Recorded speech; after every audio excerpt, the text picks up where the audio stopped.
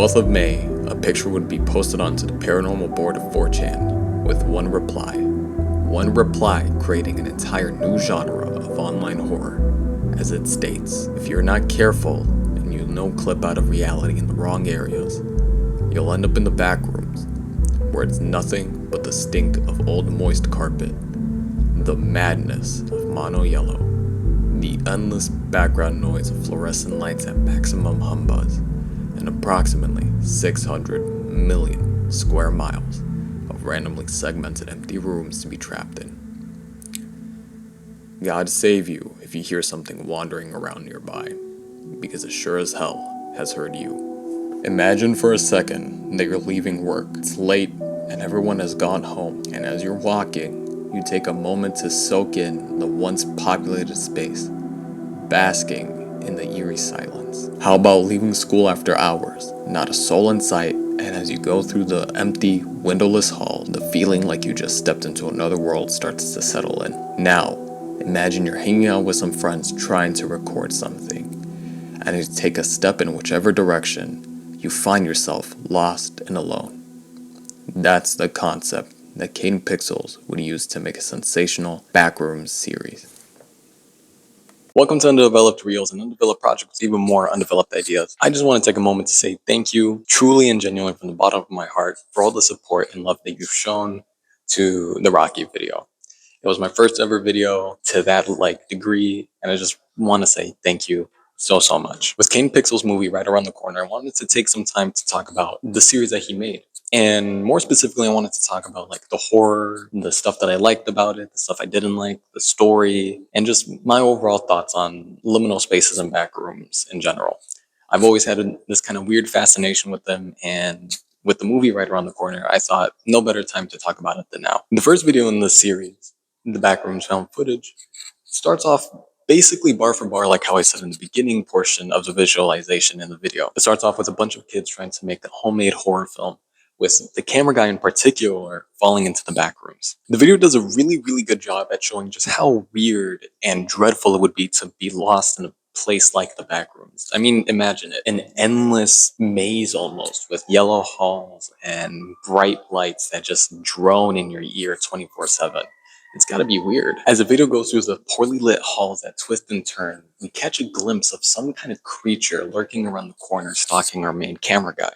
More time passes by as our main camera guy continues to walk through the halls of the backrooms, when he eventually ends up following some weird writing on the wall, which leads him to this weird cryptic tapestry full of writing and drawings, when suddenly,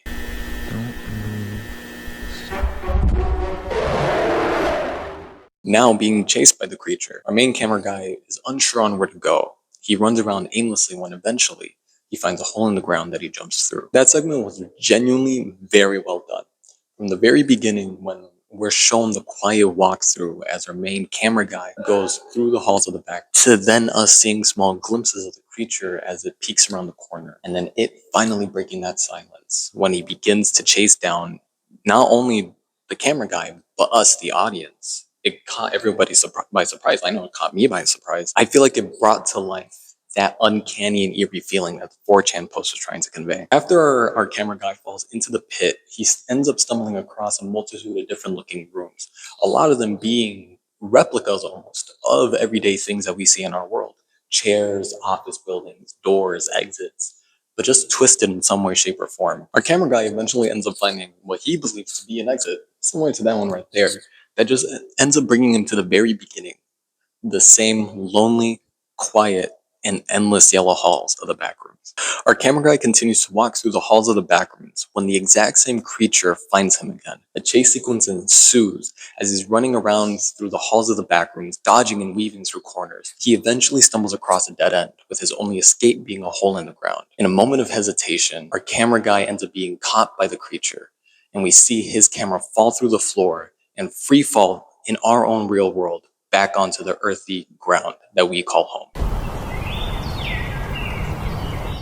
At the age of 16, Kane Pixels, or Kane Parsons, whichever you might know him better as, was able to create something genuinely so impactful and so influential in the genre of liminal horror because of the fact that he was able to craft something so well done using blender and horror like story beats to its fullest potential. From the very beginning, when our main character falls into like the back rooms and it's quiet, unsure, to then us being chased by the monster and then it going back to being quiet. Everything kind of built up a sense of tension and unease that I feel like a lot of other people who try to replicate the Backrooms horror tend to lack. I'm going to quickly go over some of the story elements because I feel like if I talk about it too much, it's just going to derail the entire video.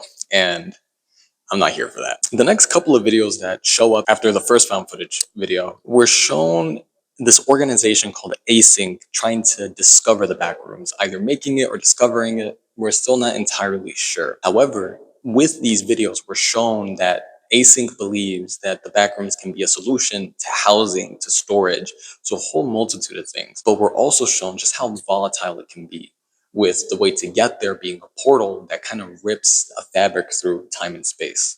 In the beginning of the missing persons footage, we're shown multiple people who have gone missing mysteriously, as we're shown a graph of the beginning of the testing for the Backrooms and the rising number of people that have gone missing. And it makes you wonder, could the Backrooms be the cause of that? We then cut to footage of a group of people in hazmat suits exploring the Backrooms when they stumble across a decaying corpse. This dead body with weird, odd fungal growth growing out of it. In the following video, Autopsy Report, it kind of goes over more for the findings and the cause of the fungal growth in this dead body. In the video, it also states that that fungal growth that we see growing out of the corpse is a severely mutated form of common everyday bacteria. As we're shown, the mangled corpse with like spots all over its body. It's really cool body horror, honestly. The reason why I put Autopsy Report and Missing Persons back to back is because I feel like they're two sides of the same coin. On one side, it brings up the idea of why are people going missing? How are people going missing? When will that happen? It gives this sense of unease and anxiety.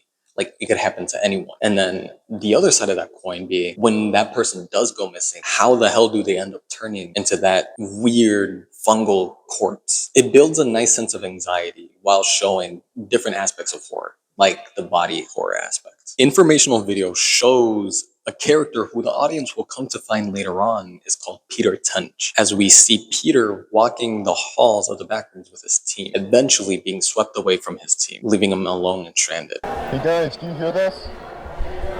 Hey!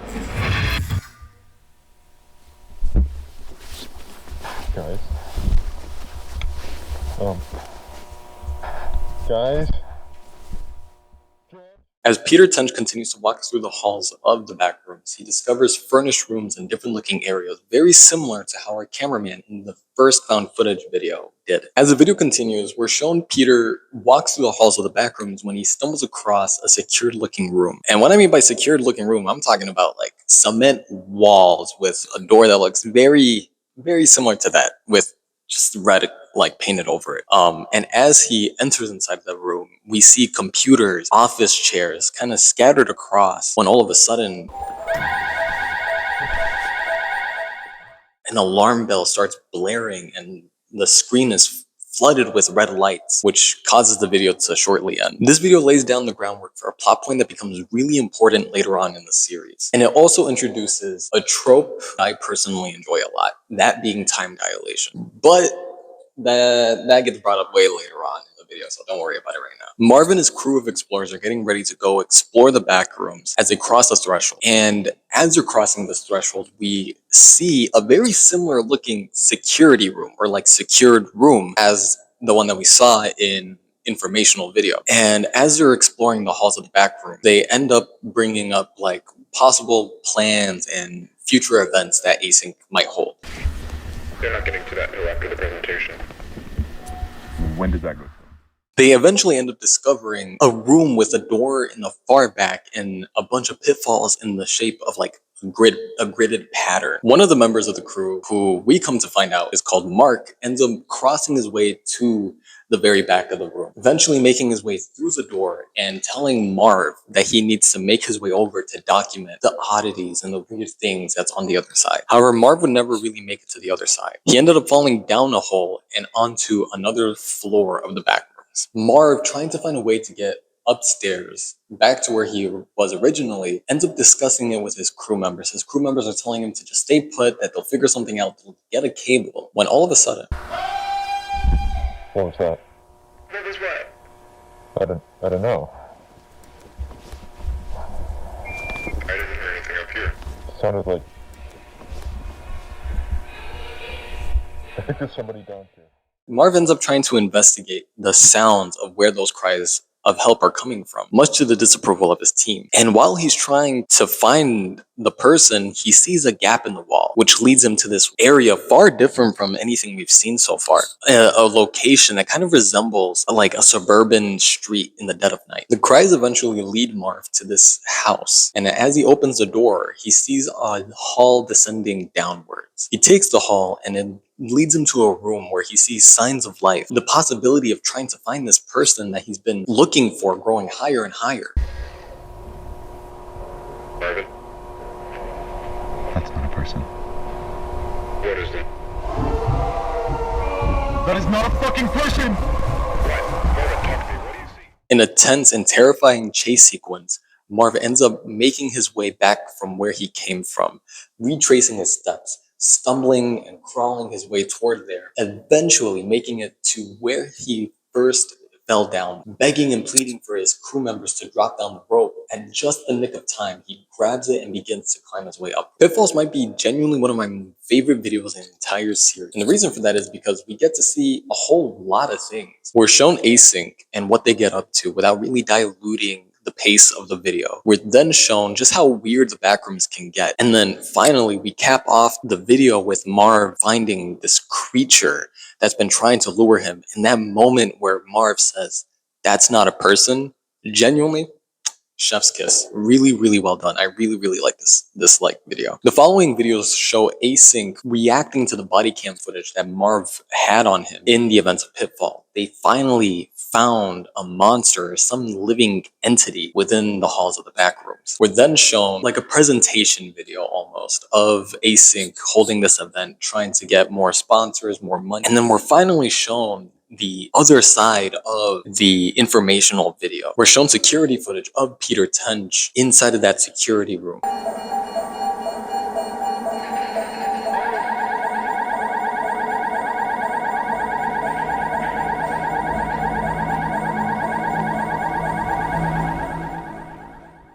And that's one thing that I really like about the series. It kind of brings back certain storylines back into relevancy, like the Peter Tench story. It just makes it feel more connected. In found footage 2, we're shown this girl messing around with the dead zone.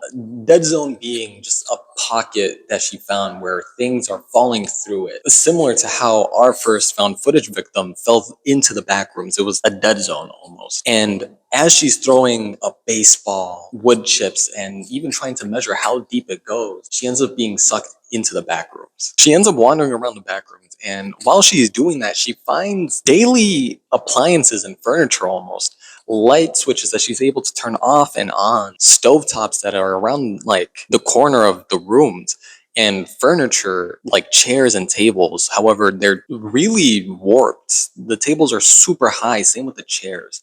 They almost look skinny as well. It just looks very off. The video continues as we're shown areas of the back room that look like they're starting to deteriorate. There's a massive hole in the ground with rebar kind of poking out and missing ceiling tiles busted up on the floor. She continues exploring when she stumbles across a crashed car within the back room. Scared and worried, she goes up to the cars, trying to see if there's any signs of life, a person that needs help, or maybe even just another person within this weird space she finds herself in. When she sees a bloody trail going off into another room, she decides to follow it. Following the trail, the girl ends up stumbling across 2 rooms. One of them has a bed frame in it, and the other has odd fungal growth growing all across the room with green lights and a kind of picture, almost painting picture. It doesn't really matter, just this image on the wall that the girl seems to recognize. As she's trying to investigate this photo, we hear the sound of creaking. She turns around to find herself face to face with whatever that thing is.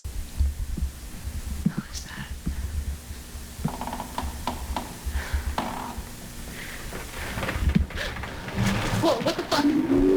What? Running out the room, the girl tries to find a place to hide. She goes down the hall, rounds a couple of corners, and finally takes one last round corner. Hoping she lost the thing, she peeks her head over.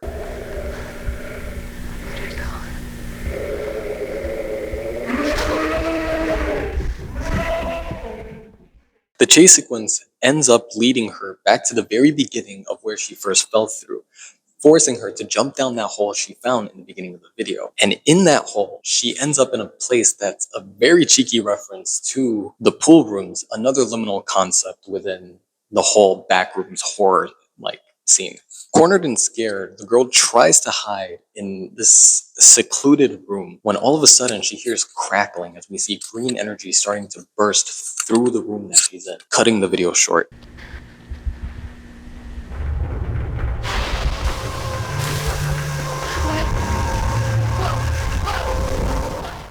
Found Footage 2 does a lot of the same stuff that Found Footage 1 did. It's somebody's personal account of discovering the backrooms for themselves for the very first time. A lot of walking, a lot of just quiet moments. But one thing that I really enjoy in this one compared to the last one is how the character stumbled across the monster. Instead of the monster hunting them like it did with our camera guy, and instead of her being lured by the monster the same way that Marv did, she finds it by accident, kind of giving a different sense of horror, a different sense of uncertainty, almost as if you can find it anywhere. The 16th video in the Backroom series is called Home, and in that video, nothing really too crazy happens, except for a revelation that we find at the end of it. We see a couple of people huddled around a piano and a painting in the background. And in the video, the camera is starting to focus on that painting in particular. And as it kind of focuses, we see more and more of it. It's the exact same painting that the girl found in Found Footage 2, kind of giving this sense of there's more going on than meets the eye. Why is a real world painting in the Backrooms? Reunion has us follow Marv and Async, as Async is putting the exact same room that we saw in Pitfalls under construction for their own personal investigations. While the construction is going on, Marv and Mark are tasked to go and explore another point of interest. World's finest over here, guys. Their bromance blossoming, fully on show. They're decked out with flashlights and even weaponry now, as Mark carries a shotgun. I mean, it makes sense. There are creatures inside of the back room, something they weren't expecting. The area that they discover is completely different from the rest of the yellow halls that they've documented so far in the back rooms. White walls, different flooring, and even just no lights whatsoever. It's something completely new to them. Here we're shown Peter Tench show up again in the story. The same Peter Tench from informational video, and the same Peter Tench who was found again in presentation. A scuffle between Peter and Mark occurs, as Peter tells them about how Async kept him hidden, forced a story regarding his missing status, saying that he was dead. As he's going on about this, he's holding the same shotgun that Mark once had. Tensions come to a breaking point when... Mark, I read you. Mark, don't. What are you doing? We need immediate arm Mark. support at room 14C. My team and I are being held at gunpoint by a hostile. I repeat. Stop. Please Don't send shoot him. immediate arm support to room Stop. 13C. Don't. The ending of the video is genuinely devastating. There's this massive sense of dread as we see Mark laying on the floor and hear Marv pleading and begging that Mark is okay, which just sadly wouldn't be the case. The following video, Damage Control, ends up going over the events that happened in Reunion, as we see Peter running away from the facility. And this event leads Async to admit that they've been keeping Peter Tench hostage, trying to see what he's been up to in the 2 months that he was gone. 2 whole months. Peter was lost in the back rooms for what he thought were a couple of hours, but in our real world, it was 2 months. I really like that little story aspect. Kind of gives this sense of dread, like, oh my god, 2 months of my life passed. How did that happen? However, Async, already being shady about their honesty in the past, says that Peter was found dead near the facility, that something happened to him. But truth be told, that's not really the case.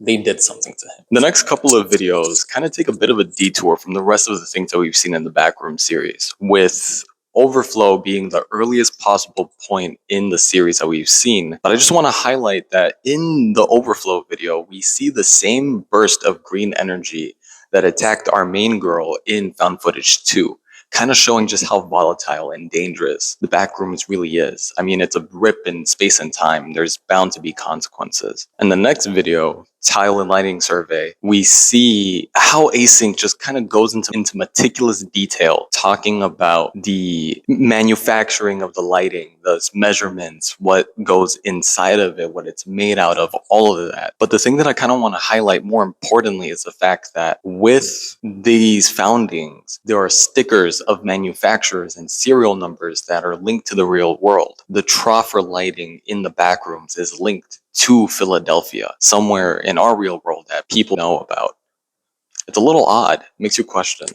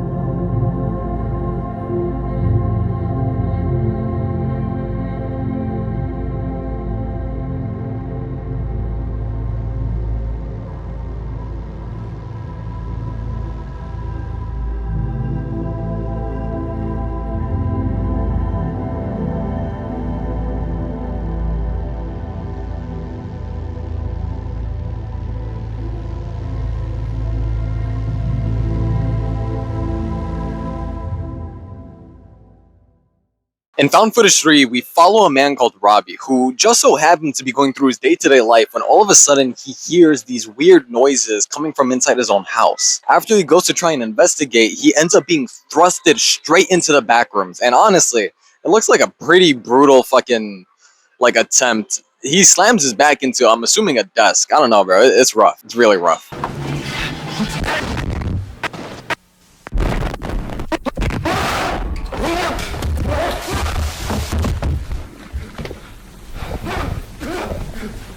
Ends up finding himself in a room with chairs in a circular pattern, a hole in the wall at a higher elevation than he's at, and a balcony-like platform with steps that gradually lead up to it. He eventually makes his way to a room with a multitude of different looking sofas and a door in the far back. And passing through said door, Robbie ends up finding himself in an environment that's much darker and messier than the things that we've come to kind of recognize so far. Robbie takes a moment to kind of investigate the filthy, gross, and messy room he's in. Oh my god.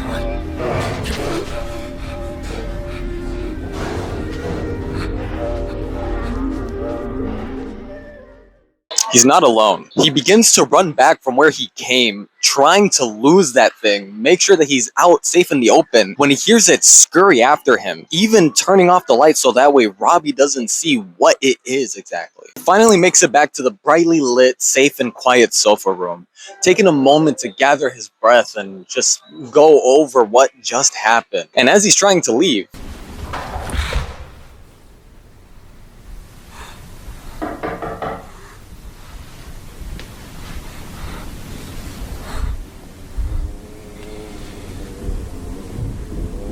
Hello? Hey! I genuinely really like how well the horror is set up in the beginning portions of Found Footage 3. From the lights turning off to when he discovers this messy, gross, dark, room or environment, we just hear this droning sound or this eerie soundtrack play over. And from the very beginning, you know something's wrong. You feel like anything could be right around the corner. And it hits you like a truck when he enters that room. And he sees the books laid across the ground and just the messiness of it. It really just smacks you in the face, even before the noise that the monster makes, letting you know that there is something there. It's just really, really good build-up, and I really, really like it. Robbie ends up running through ever-changing rooms and hallways, trying to get away from that thing as fast as he possibly can, eventually stumbling across this massive room with what looks to be like an indoor neighborhood of sorts. Hearing that thing get ever closer to him, Robbie has the bright idea of turning off the lights and attempting to hide behind one of the many houses that is in that room with him, hoping to lose it.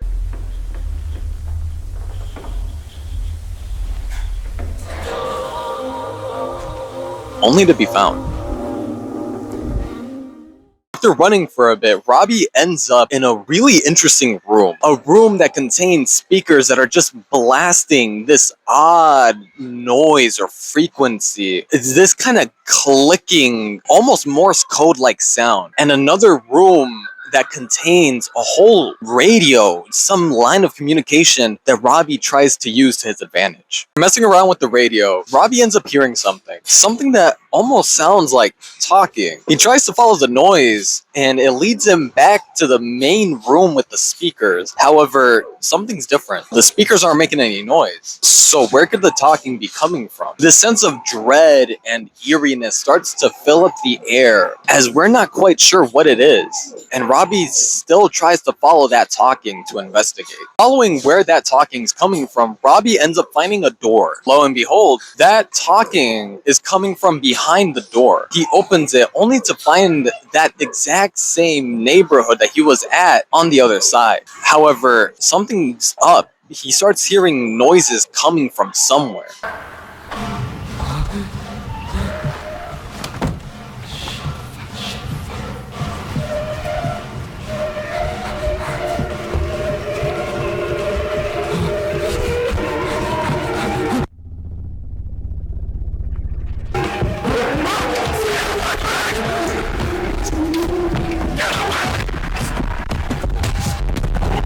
Robbie, for whatever reason, had the bright idea to go through such a tiny fucking gap in the wall, it starts to make the chase feel claustrophobic.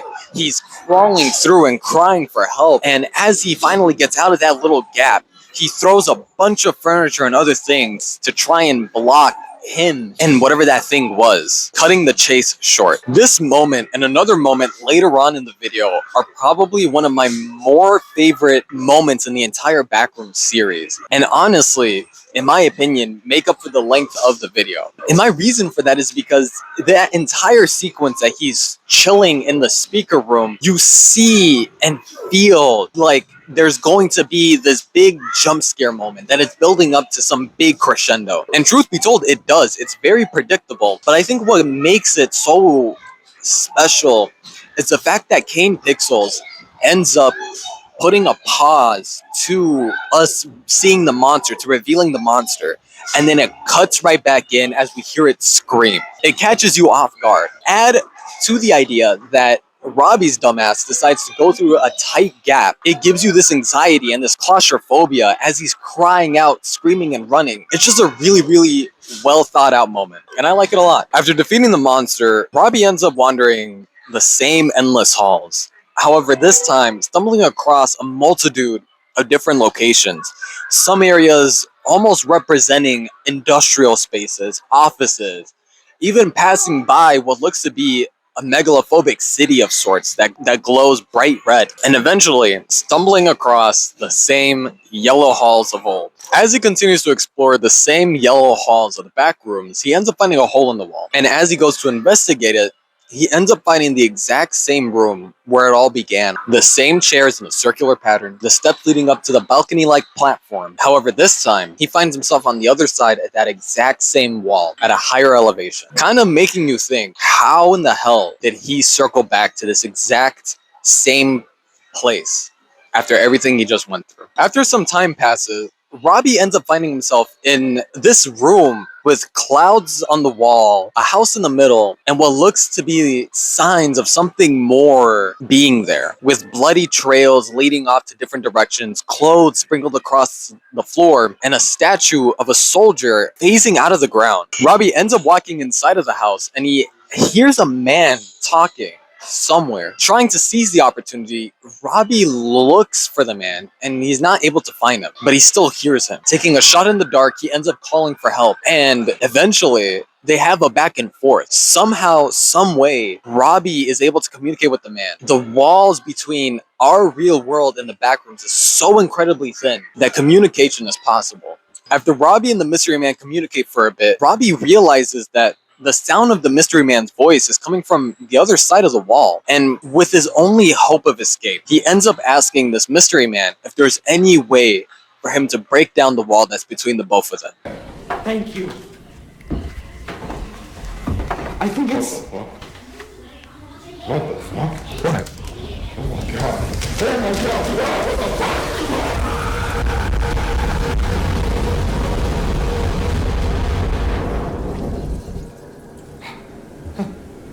Hello?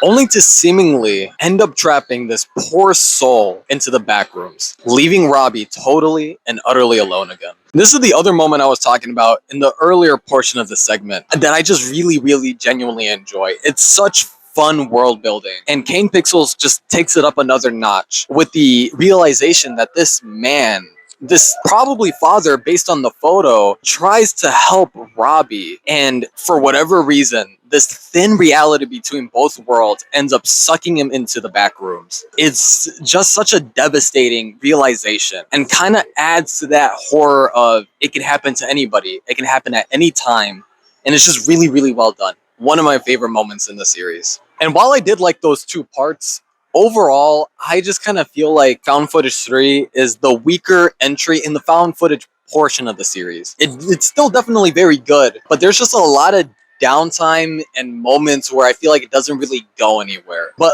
like I said, I still really enjoyed those two aspects of the video. With Static Dead End being the final entry to the series, at least on YouTube, we're shown Marv and this other coworker of his venting about and voicing their frustrations as to the events that occurred in Reunion and Damage Control. In the conversation that Marv and his coworker were having about the events that took place, they ended up talking about how messed up it was for Async to go behind their backs and kill Peter, somebody that they knew and cared for. And even more so, how messed up it was for them to lie about what they did to the rest of the staff at Async. Ultimately, coming to the conclusion that whether they like it or not, they kind of have to brush it off to the side and continue on with the plans that Async has.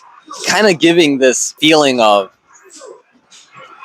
an impossibility, an inevitable, like, task. I don't know. It's really interesting. As they're talking, they're accompanied by just this grandiose feeling as music swells up and footage of the building passes by. It feels like it's building up to something. You know, that'll show them that we can handle these kinds of things. Yeah. Sorry, I know, you're right. I think I just had to get that out of my system. I don't know what that was. No, please, I get it. I think it's the right call. You gotta keep pushing forward, okay? It doesn't build up to anything. I just want to let you know that right here, right now. The video then cuts to a completely different person this time that we're following, a man by the name of George. As we see George in the exact same room that Marv was in when he fell down in Pitfalls. We see that the room that George is in is under construction as he makes his way over to the door. And we finally get to see what's on the other side. This mystery that's been boiling since Pitfalls, since Marv fell down, since Mark made his way through the door and asked for Marv to record, all the way up to now, we finally get to see what's on the other side. While on the other side, George ends up talking with another scientist as they go over the findings and discovery of this new location. We see wallpaper stretched across far and wide, almost looking like static. And they end up finding a room with furniture scattered across, phasing in and out of walls, different elevations and pockets sprinkled across. With the final moments of the video, and seemingly the entire series, ending off on a still shot of a plastic chair on top of a hill.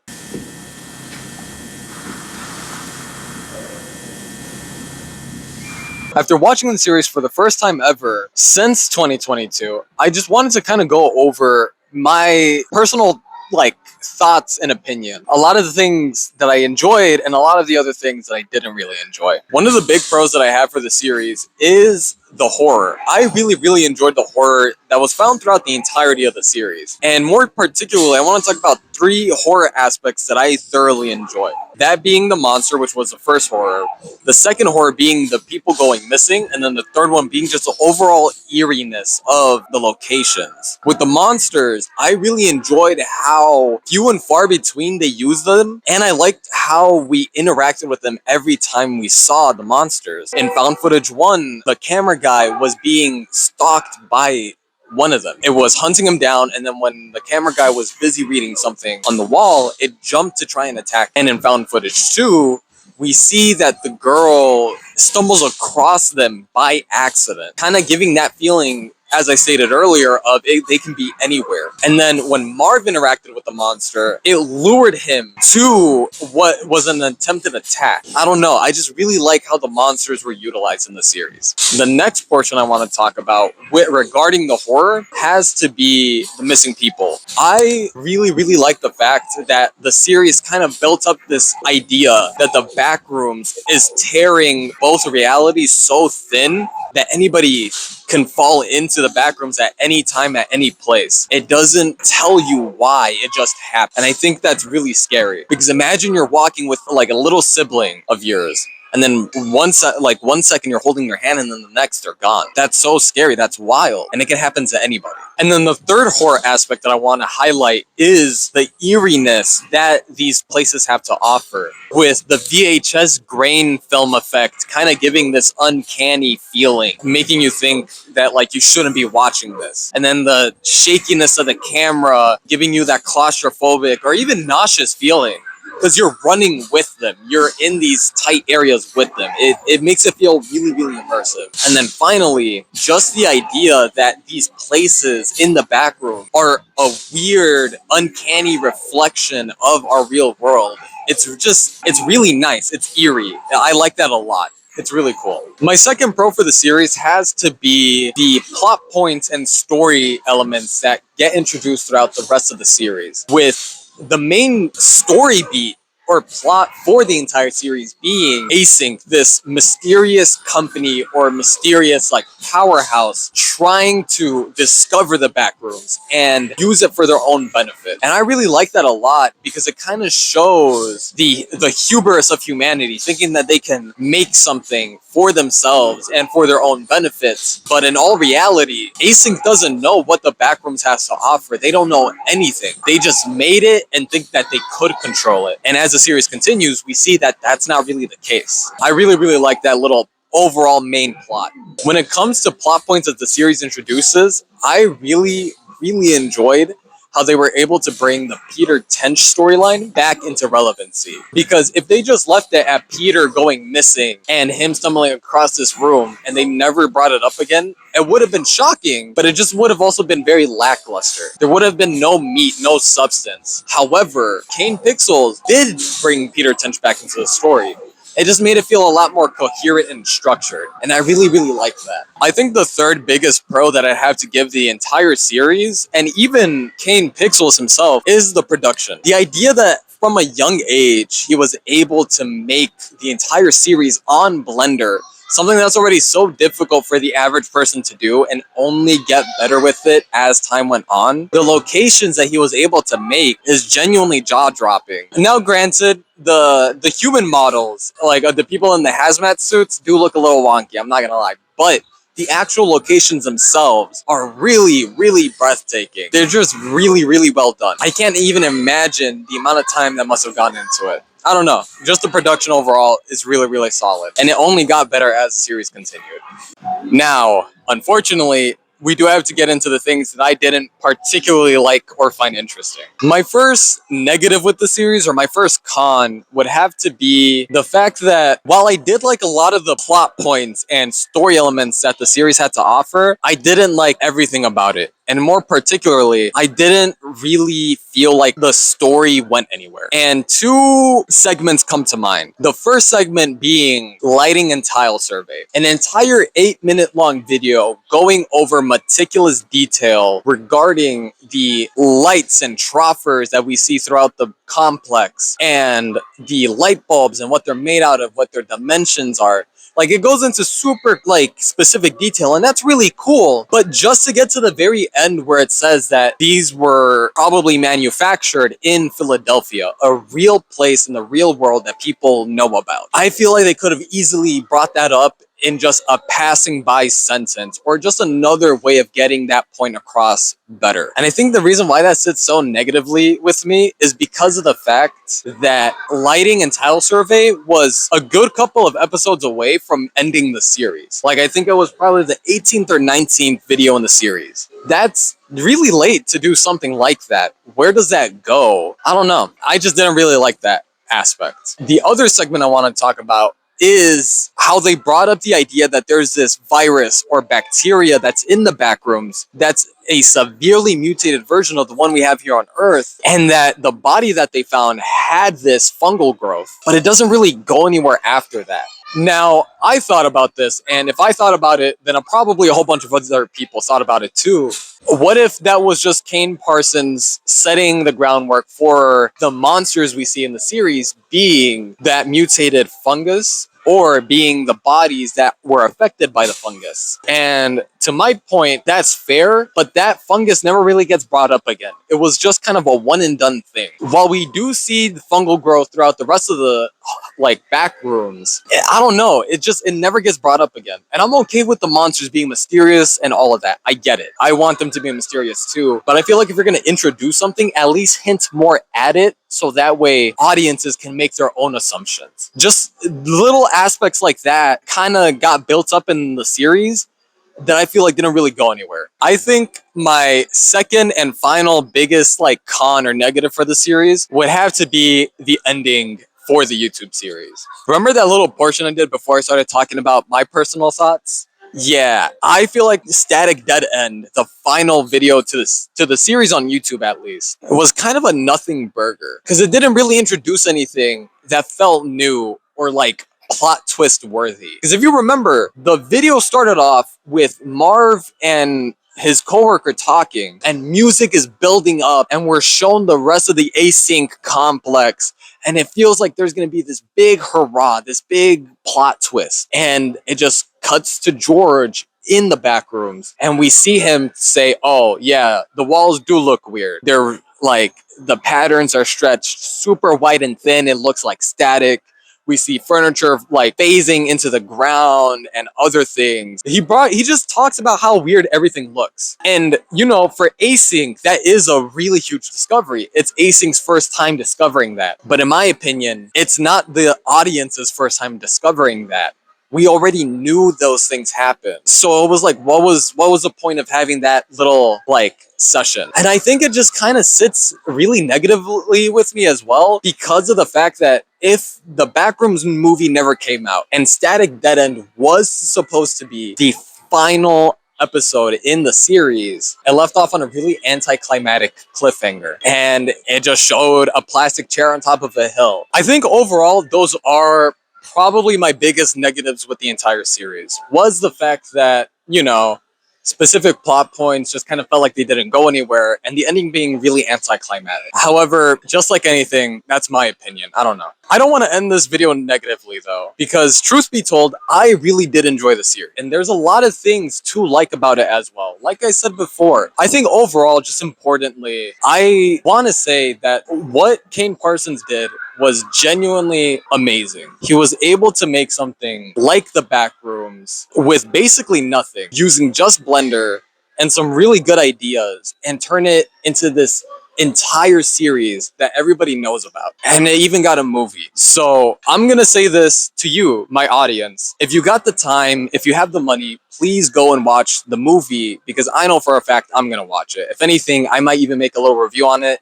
I don't know. I might just get carried away with Marathon. I'm not gonna lie. Please do go and support Kane Parsons' Backroom series. And on that note, I also want to say thank you for watching. I really, really appreciate you guys lending your time, your ears, and just your curiosity. And I also want to say thank you to my girlfriend for sticking by my side and helping me throughout the entire process of this video.